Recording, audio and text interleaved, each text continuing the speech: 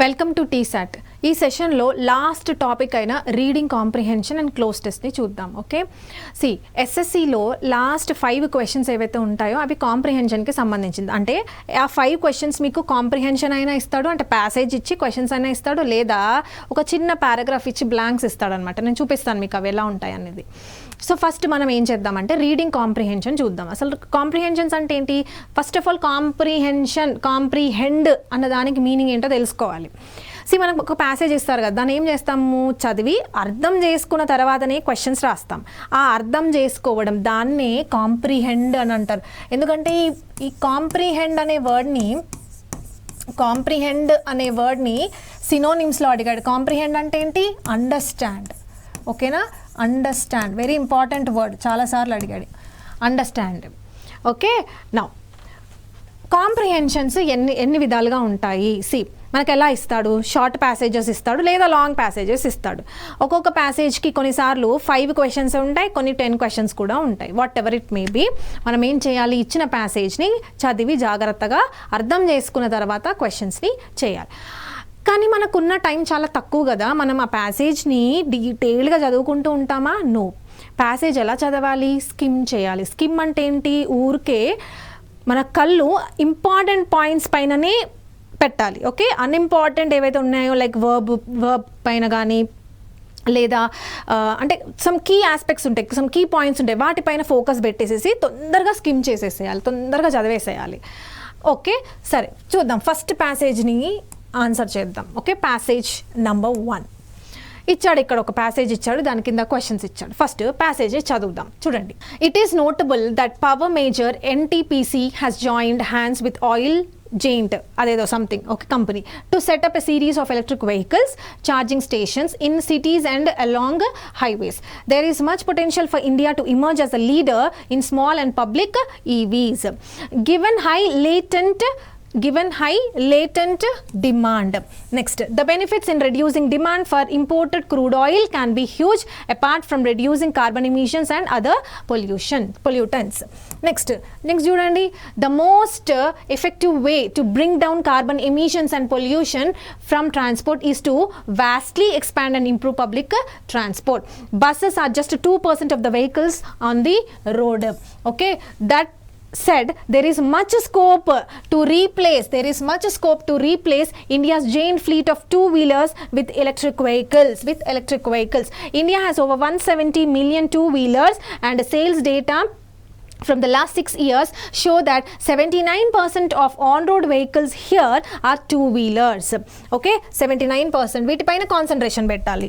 Next చూడండి. It would make perfect sense to boost supply of EVs, especially two-wheelers, e-rickshaws, tempos and small cars, so as to complement and supplement public transport going forward. Next చూడండి.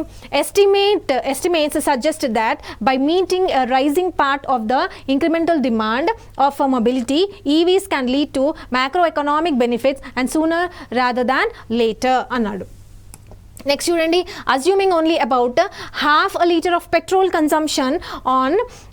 consumption per two-wheeler daily, or about 200 liters annually, the volumes would add up to over 30 billion liters, and the bill for which at current prices would amount to well over rupees 2 lakh crore.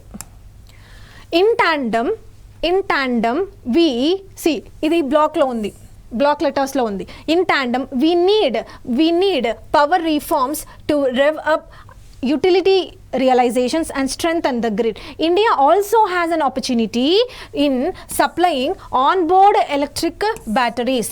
Swapping services to provide charged batteries on lease would set up diffusion of EVs. A power electronic industry ecosystem would raise production and provide high efficiency subsystems for EVs. India must not miss the bus on EVs. ఇది passage. Okay, passage స్పీడ్గా చదవాలంటే first మనం ఏం చేయాలి? News పేపర్లో at least ఒక article, daily ఒక article ఊరికే చదివేయాలి. స్పీడ్ ఇంక్రీజ్ చేసుకోవడానికి మాత్రమే, మాకేమీ చెప్పకూడదు. అంటే మాకు బ్యాక్గ్రౌండ్ తెలియంది, మేము ఎలా చదవాలి, మాకు అసలు ఏం అర్థం కావట్లేదు, ఏం అర్థం కాకపోయినా ఊరికే చదివేసే, ఎందుకు, స్పీడ్ ఇంక్రీజ్ అవ్వడానికి మాత్రమే ఇది. ఓకే, సరే ఫస్ట్ క్వశ్చన్ చూడండి. There is much potential for India to emerge as a leader in small and public EVs given high latent demand. ఈ సెంటెన్స్ ఆల్రెడీ ప్యాసేజ్లో ఉంది. దీని నుంచి లాజికల్గా ఏం డెడ్యూస్ చేయొచ్చు అని చెప్పి అడిగాడు అనమాట. ఇది క్వశ్చన్. ఆప్షన్స్ కూడా ఇచ్చాడు. ఆప్షన్స్ ఇప్పుడు చిన్న పిల్లలకి ఇచ్చినట్టు ఒక క్వశ్చన్కి ఒకే సెంటెన్స్ అలా ఇవ్వట్లేదు. ఒక క్వశ్చన్ ఇచ్చి దానికి 3-4 సెంటెన్స్ ఇచ్చి 1 2 2 3 1 2 ఓన్లీ అని చెప్పి ఇలా ఇస్తున్నాడు. ఎందుకు, కాంపిటీషన్ చాలా పెరిగింది కదా. So to reduce that competition and to take up the right people ఏం చేస్తున్నాడంటే కొంచెం క్వశ్చన్ పేపర్ని టఫ్ చేస్తున్నాడు. సరే చూడండి, ఫస్ట్ క్వశ్చన్ చూడండి. Electric vehicles are less in developed countries as compared to India.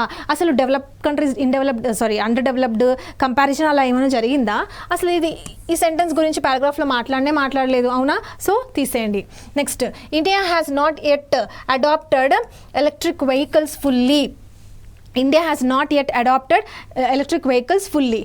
సరే దీన్ని పక్కన పెడదాం. నెక్స్ట్ చూడండి, Indians are already demanding a huge number of electrical vehicles. Already demanding అని అంటున్నాడు. ఉందా మరి, పారాగ్రాఫ్లో ఉందా చెక్ చేసుకోవాలి. చూడండి ఎక్కడుందా సెంటెన్స్, ఆ ఇచ్చిన సెంటెన్స్ దగ్గరికి వెళ్ళిపోవాలి. There is a much potential for India to emerge as a leader in small. ఇదే ఇచ్చాడు కదా.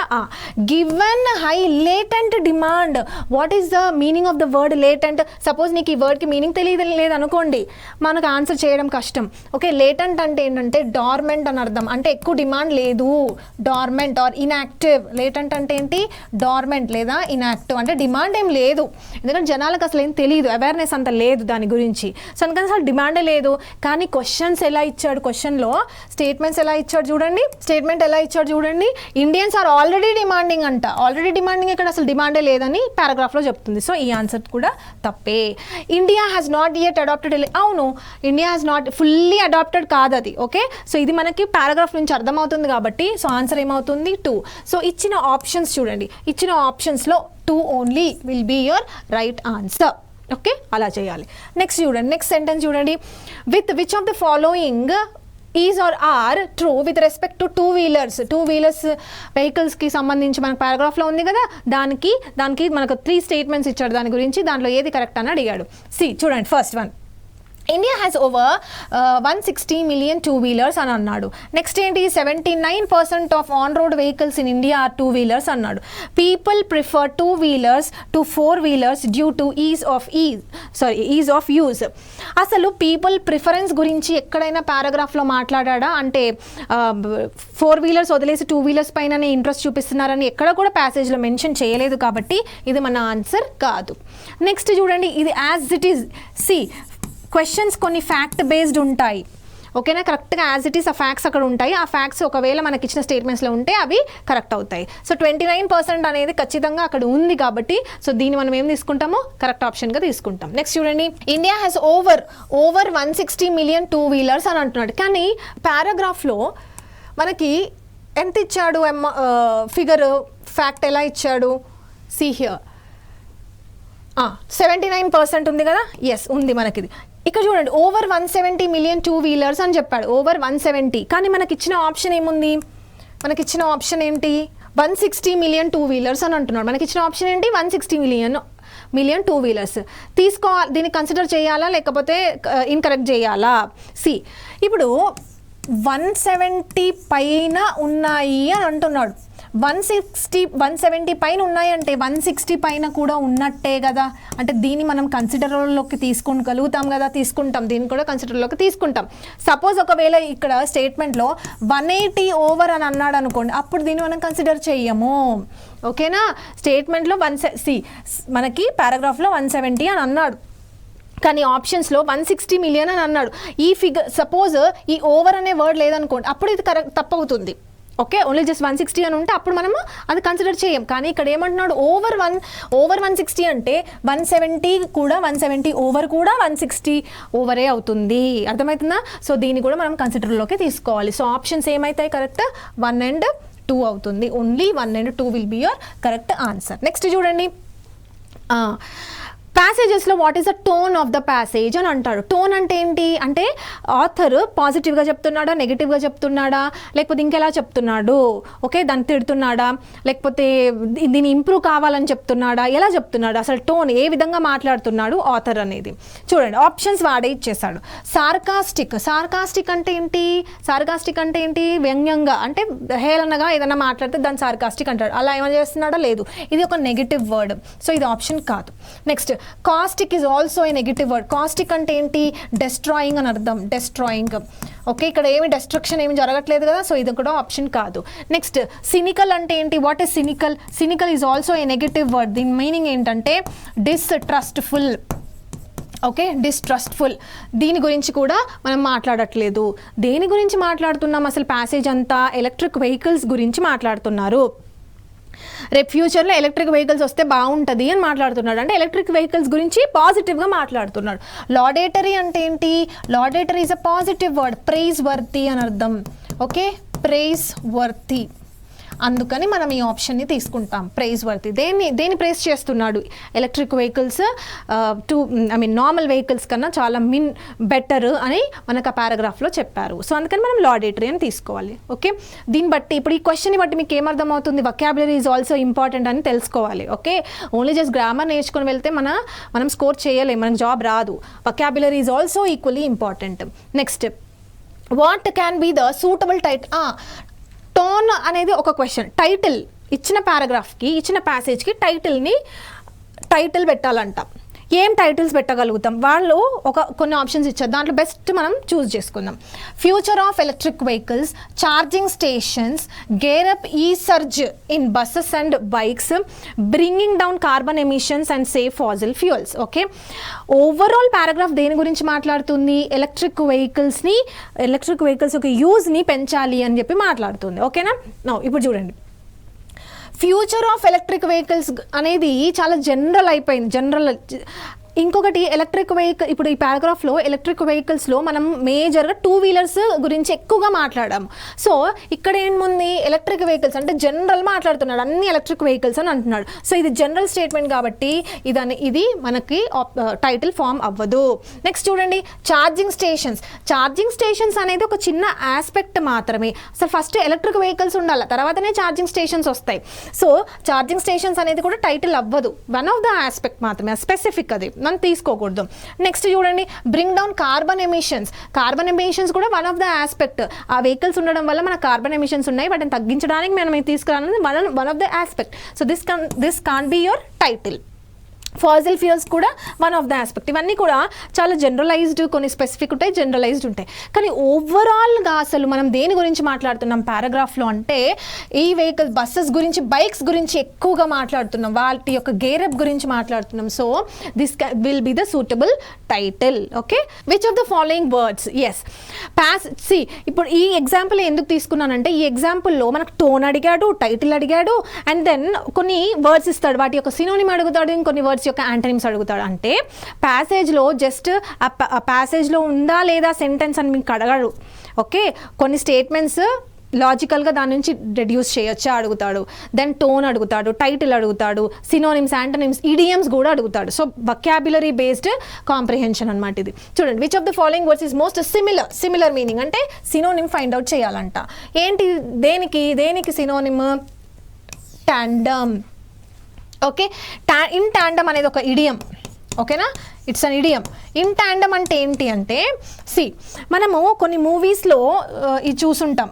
ఓకే అంటే 2 persons సైక్లింగ్ చేయొచ్చు ఒకే వెహికల్ పైన. ఓకే ఇక్కడ ఒక పర్సన్ అండ్ దెన్ ఇక్కడ ఒక పర్సన్, దీనే టాండమ్ అని అంటారు అనమాట.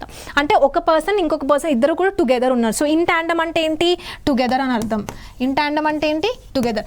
ఎప్పుడైతే మనకి ఈ మీనింగ్ తెలుస్తుందో అప్పుడే మనం చేయగలుగుతాం, అంతేగాని ప్యాసేజ్ని చూసి వీ కాంట్ ఎక్కడ ఉంది answer, together will be your answer. Trespass కాదు. వాట్ ఈస్ ట్రెస్పాస్ అంటే ఏంటి, ఎవరైనా భూమిని కబ్జా చేయడం, ఎన్క్రోచ్మెంట్.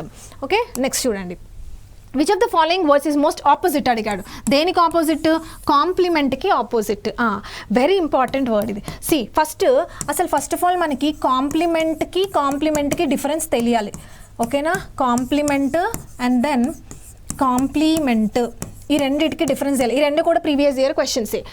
డిఫరెన్స్ ఏముందో చూడండి, ప్రొనౌన్సియేషన్ మాత్రం సేమే ఉంది కానీ స్పెల్లింగ్లో డిఫరెన్స్ ఉంది. ఐ ఇక్కడ వచ్చేసరికి మనకు ఐ ఉంది, దీంట్లో ఈ ఉంది. What is the difference? Complement అంటే ఏంటి, కాంప్లిమెంట్ ఈ అంటే ఏంటి? సి ఐ అంటే గుర్తుపెట్టుకోండి, కాంప్లిమెంట్ అంటే విషెస్ అని అర్థం. ఏంటది? విషెస్. నౌ విషెస్లో కూడా ఐ ఉంది, కాంప్లిమెంట్లో కూడా ఐ ఉంది. సో ఇట్లయినా గుర్తుపెట్టుకోవచ్చు. నెక్స్ట్ ఇది కాంప్లిమెంట్. ఈ ఉన్న కాంప్లిమెంట్ ఏంటి అంటే, కాంప్లిమెంట్ అంటే అడిషన్ అని అర్థం. ఏంటది? అడిషన్. కాంప్లిమెంట్. సి ఎకానమీ సబ్జెక్ట్లో, ఎకనామిక్స్ అనే సబ్జెక్ట్లో కాంప్లిమెంటరీ గూడ్స్ అని మనం చదువుకుంటాం. What is complementary goods? ఇప్పుడు కారు కొనుక్కున్నాం అనుకోండి, కారు కొనుక్కుంటే పెట్రోల్ డీజిల్ కూడా కొనుక్కోవాలి, అంటే ఒకటి కొంటే ఇంకోటి కొనాలి, అంటే అడిషన్. ఓకే, వీటిని ఏమంటారంటే కాంప్లిమెంటరీ గూడ్స్ అని అంటారు అనమాట. సో కాంప్లిమెంటరీ అంటే ఏంటి? అడిషన్. సో దీనికి మనకు మీనింగ్ తెలిసింది కదా. ఇప్పుడు మనం ఏం ఫైండ్ అవుట్ చేయాలి? ఆపోజిట్ ఫైండ్ అవుట్ చేయాలి. ఓకే, ఆపోజిట్ ఫైండ్ అవుట్ చేయాలి. ఏంటది చూడండి, condemn, criticize, culminate, contrast. Okay, criticize అంటే ఏంటి? ఎవరైనా తిట్టడం. కండెమ్ అన్నా కూడా తిట్టడమే, ఇది కూడా ఆన్సర్ కాదు. కలిమినేట్ అంటే ఏంటి? యాడప్ అవ్వడం. This will be the synonym. Okay, ఎందుకు? కాంప్లిమెంట్ ఏంటి? అడిషన్. కల్మినేట్ అన్నా కూడా అడిషన్ అయిపోయి పీక్ చేరుకోవడం. సో ఇది కూడా తప్పు. ఆన్సర్ ఏమవుతుంది అంటే కాంట్రాస్ట్. ఏమవుతుంది? Contrast. Okay, next. Which of the following is or are incorrect with respect to the passage? Statements ఇచ్చాడు, కొన్ని 3 స్టేట్మెంట్స్ ఇచ్చాడు. ఏవి ట్రూ, ఏవి ఫాల్స్ ఫైండ్ అవుట్ చేయాలి. ఇన్కరెక్ట్ స్టేట్మెంట్ అడిగాడు, ఇక్కడ చూసుకోవాలి మనం. కరెక్ట్ స్టేట్మెంట్ కాదు అది, ఇన్కరెక్ట్ స్టేట్మెంట్. చూడండి, power stations have been made, power reforms have been made అంటున్నాడు.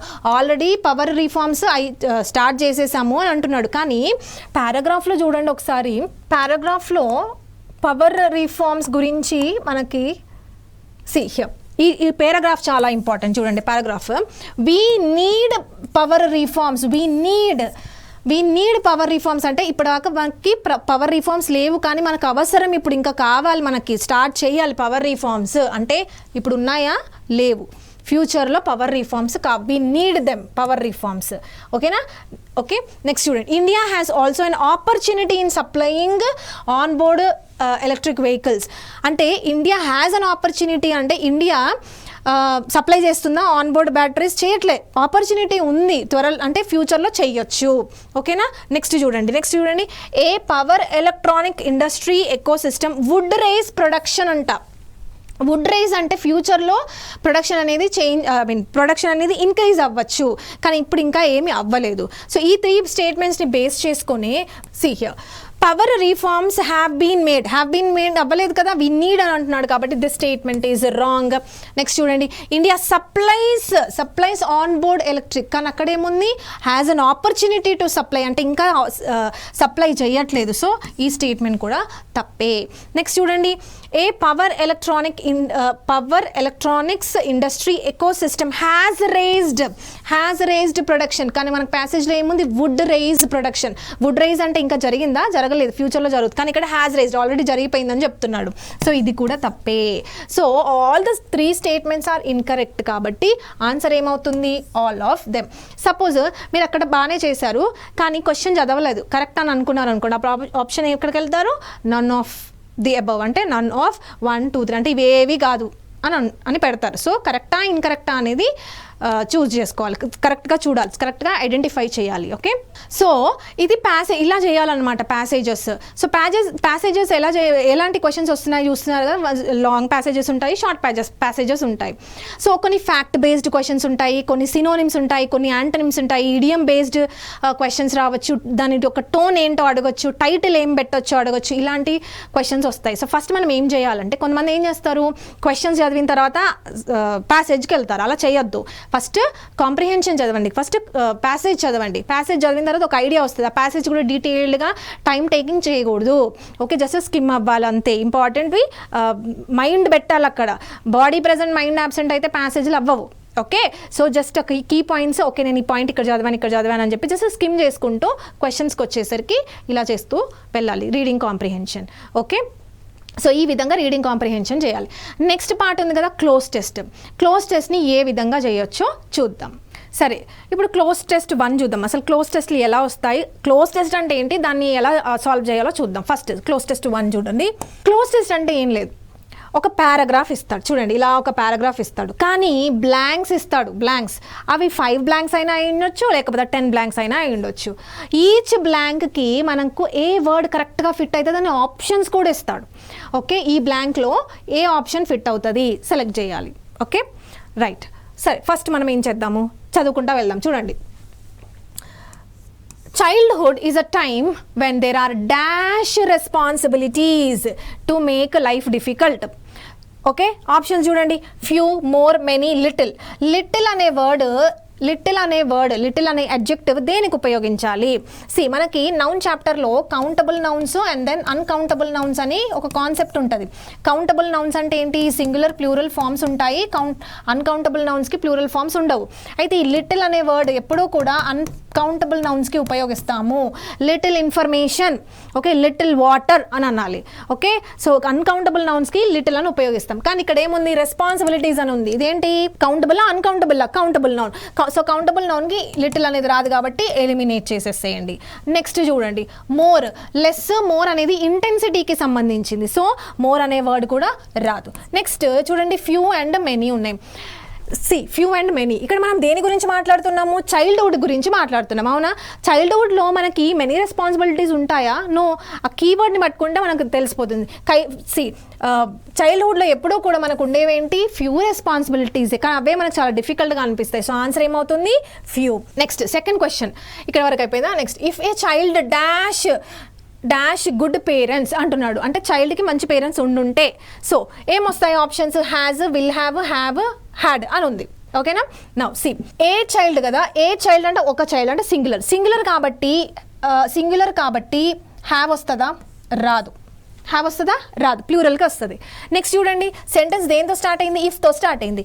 ఇఫ్తో మనం కండిషనల్ సెంటెన్సెస్లో చదివాం. ఇఫ్ ఉన్న క్లాజ్లో ఎప్పుడూ కూడా విల్ అనేది రాదు. సో ఇది కూడా పోతుంది. ఓకే, నెక్స్ట్ హ్యాజ్ అన్నా హ్యావ్ అన్నా.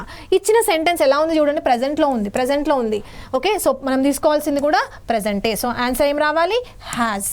ఓకే, ఈ రూల్ గురించి మనం చదువుకున్నాం టెన్సెస్లో. నెక్స్ట్ చూడండి, he is fed, looked after. Okay, looked after. చూడండి, దీని ఏమంటారంటే ఫ్రేజల్ వర్బ్స్ అని అంటారు. చూడండి, లుక్ ఆఫ్టర్ వస్తుందా, లుక్ అరౌండ్ వస్తుందా, లుక్ ఎట్ వస్తుందా, లుక్ అప్ వస్తుందా? లుక్ ఆఫ్టర్ అంటే ఏంటి? టేక్ కేర్ అని అర్థం. ఓకే, లుక్ అరౌండ్ అంటే ఏంటి? చుట్టుపక్కల గమనించుకుంటూ ఉండడం. నెక్స్ట్ లుక్ అట్ అంటే ఏంటి? దేని గురించి బాగా కేర్ఫుల్గా ఆలోచించడం, దాని గురించి స్టడీ చేయడం, look at. Next look up అంటే ఏంటి? లుక్ అప్ అంటే ఏంటి? వెయిట్. సో ఇక్కడ దేని గురించి? చిల్డ్రన్ గురించి మాట్లాడుతున్నారు, చిల్డ్రన్ పేరెంట్ గురించి మాట్లాడుతున్నారు కాబట్టి టేక్ కేర్ గురించి మాట్లాడతాం కాబట్టి లుక్ ఆఫ్టర్ అనేది కరెక్ట్గా సెట్ అవుతుంది. Whatever he may do. Next, it is improbable that he will never again in his life dash given so much without having to do anything అని అంటున్నాడు. చూడండి, dash given. Okay, V3 కదా. It is probable that he will. Subject ఏంటి ఇక్కడ? He. Okay, తర్వాత helping verb ఏంటి? Will. ఈ ever again in his life అనేది ఎక్స్ట్రా ఇన్ఫర్మేషన్, దాన్ని పక్కన పెట్టండి. Now he will helping verb ఉంది, మనకి ఏం కావాలా? మెయిన్ వర్బ్ కావాలి. ఇక్కడ చూడండి, ఈజ్ హెల్పింగ్ వర్బే, హ్యాజ్ హెల్పింగ్ వర్బే, ఆర్ కూడా హెల్పింగ్ వర్బే. సో ఆన్సర్ ఏమవుతుంది? బి. చూడండి, అసలు గ్రామర్ రూల్స్ మనకి ఎంత బాగా యూస్ఫుల్ అవుతుందో క్లోజ్ టెస్ట్ చేయడానికి. క్లోజ్ టెస్ట్ అనేది గ్రామర్ బేస్డ్ అవుతుంది అండ్ దెన్ వొకాబులరీ బేస్డ్ కూడా రావచ్చు. ఓకే, గ్రామర్ బేస్డ్ వస్తే ఇంకా ఈజీ. సో ఇక్కడ ఆన్సర్ ఏం రావాలి అంటే బి గివెన్. బి అనేది హెల్పింగ్ వర్బ్ కాదు, it is used as a main verb here. Next చూడండి, without having to do anything ఏం రావాలి? Anything in return. see the options of, as, for, in. So in return రావాలి. ఓకేనా? In return అంటే మనం ఏమి ఆశించకుండా అని అర్థం, ఇన్ రిటర్న్. నెక్స్ట్ చూడండి, in addition life is always dash new things to the child. Life ఎప్పుడూ కూడా ఏం చేస్తుంది? లైఫ్ ఏం చేస్తుంది? ప్రెజెంట్. లైఫ్ డిస్ప్లే చేయదు. ఓకే, లైఫ్ ఏం చేస్తుంది? ప్రజెంట్ చేస్తుంది. లైఫ్ డొనేట్ చేయదు, గ్రాంట్ చేయదు, ప్రజెంట్ చేస్తుంది. ఓకే, నెక్స్ట్ చూడండి, present new things to the child. A child finds dash in playing in the rain. Okay, చిన్నపిల్లలకి రెయిన్లో ఆడుకోవడం ఇష్టం కదా. సో ఆన్సర్ ఏంటి? Find pleasure. Pressure, pain, progress కాదు.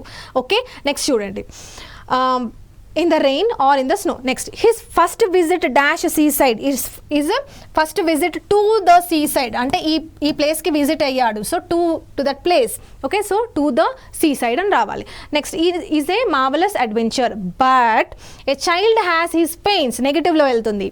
Okay, negative but kada, see ikkada varaku anta positive cheppadu, but eppudu em chestadi positive negative ni connect చేస్తుంది. So ఇవన్నీ కూడా pain అనే వర్డ్ యూస్ చేస్తాడు, negative. Next, he is not free. ఇది కూడా నెగటివే. To do as he wishes. He is continually being dash not to do things. ఏం చేస్తారు? Continuously told. చిన్నపిల్లలకి ఏం చేస్తారు? ఈ పని చేయొద్దు అని చెప్పి పేరెంట్స్ చెప్తారు కదా. సో కంటిన్యూస్లీ వాళ్ళని ఏం రెస్ట్రిక్ట్ చేయరు. ఫార్బిడ్ అంటే ఏంటి? ప్రాహిబిట్ చేయరు, ఆర్డర్ కూడా చేయరు, చెప్తారు, మంచిగా చెప్తారు. ఓకే, సో టోల్డ్ అని రావాలి. నెక్స్ట్ చూడండి, told not to do things are is being dash are is being punished. ఏం చేస్తారు? ఒకవేళ వాళ్ళు వినకపోతే పనిష్ చేస్తారు, అంతే, సింపుల్. సో ఈ పారాగ్రాఫ్కి సంబంధించి ఏ వర్డ్ కరెక్ట్గా ఆ పారాగ్రాఫ్కి సెట్ అవుతుంది దాన్ని క్లోజ్ టెస్ట్ అని అంటారు. ఏది క్లోజ్గా రిలేట్ అవుతుంది, అందుకే పేరు కూడా క్లోజ్ టెస్ట్. ఓకేనా? సో ఇది క్లోజ్ టెస్ట్ 1 చూసాం. నెక్స్ట్ ఇంకొక ఎగ్జాంపుల్ కూడా చూద్దాం. Cloze test 2. Rural health care in India is dash by a huge gap between supply and demand అని అంటున్నాడు. ఓకే, రూరల్ ఇండియా అనేది ఎలా ఉంది? It is characterised by supply and demand. ఒక గ్యాప్, ఆ గ్యాప్ ఏంటి? సప్లై డిమాండ్ మధ్యలో ఉన్న గ్యాపే, ఆ గ్యాప్ని రూరల్ హెల్త్ కేర్లో ఉంది అని చెప్తున్నాడు. సో ఆన్సర్ ఏం రావాలి? బై ఉంది కదా, ఎస్. సో ఏం రావాలి? Characterized by. అంటే rural health care in India ఎలా ఉందంట? హ్యూజ్ గ్యాప్ అంట. దేని మధ్యలో? Supply and demand. Okay, it is a character of rural health care in India. Next చూడండి, currently rural health care needs are dash.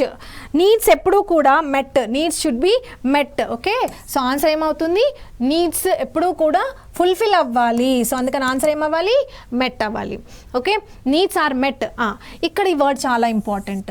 Okay, either by limited government facilities and private nursing homes which have not been able to keep pace with increasing demand, okay, dash by అని అన్నాడు.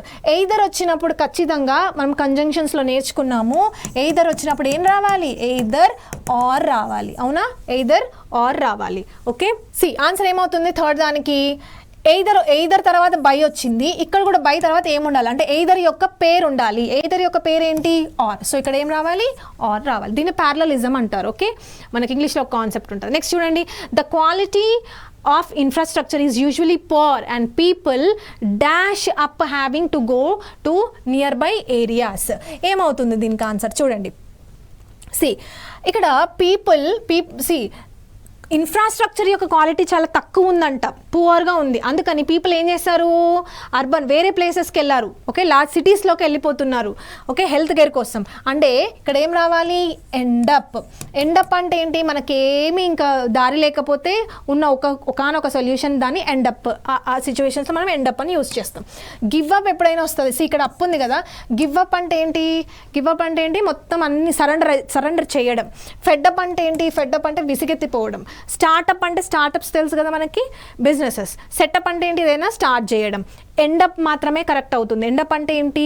చివరికి ఏ option లేదు, large సిటీస్లోకి వెళ్ళడం తప్ప. So end up అనేది use చేయాలి. Next చూడండి, rural India deserves better since the ability to pay has gone up over last few years, driven by growth in income and penetration of government healthcare programs. Increasing demand, దీనివల్ల demand అనేది increase అయింది. Dash with the failure of existing infrastructure. Dash with the failure of existing infrastructure to scale has resulted in rural health care. ఇక్కడ ఏం రావాలి? Combined with రావాలి. ఏం రావాలి?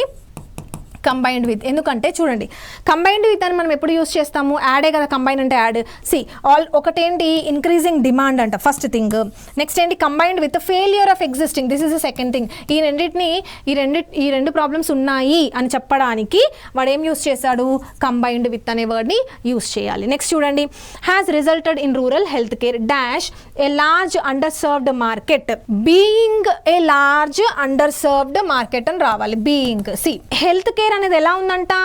Under served market లాగా ఉందంట. See I being a teacher, okay, అంటే teacher అంటే నేను teacher, I being a teacher. అలాగే health care being a large underserved market, ఓకేనా. సో ఏం రావాలి, బీయింగ్ అని రావాలి. నెక్స్ట్ చూడండి, absence of viable businesses model dash conversion of, next దానికి ఆన్సర్ ఏమొస్తుంది చూడండి, makes so seize prevents. Okay, now see absence of viable business అంటే మంచి గ్రోత్ ఉన్న బిజినెస్ లేనందువల్ల, absence వల్ల dash conversion of huge rural expenditure on, అంటే దీనివల్ల ఏమవుతుందంటే it is preventing, okay, preventing ఒక మంచి రూరల్ ఎక్స్పెండిచర్ ఎకనామిక్ యాక్టివిటీ అవ్వడానికి ప్రివెంట్ చేస్తుంది.